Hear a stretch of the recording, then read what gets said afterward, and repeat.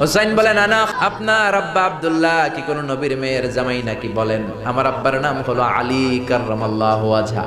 আমার আব্বা হলো শেরে খোদা। দুনিয়ার সব কাফির মুশরিকদের জন্য আল্লাহ আমার আব্বারে বাগ বানিয়ে পাঠিয়েছে।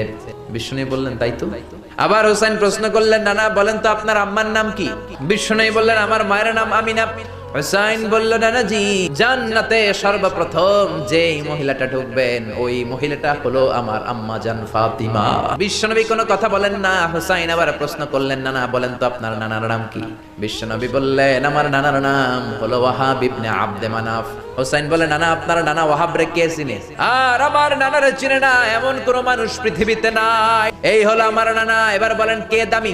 বিশ্বনবী আর ধৈর্য ধারণ করতে পারেন না, ধা ধা করে চোখের পানিগুলো ছেড়ে হোসেনকে বুকের মধ্যে জড়িয়ে ধরেন আর বলেন, হোসেন তুমি ঠিকই বলেছো, আসলে আমি নবীর চাইতে তোমার দাম আল্লাহর কাছে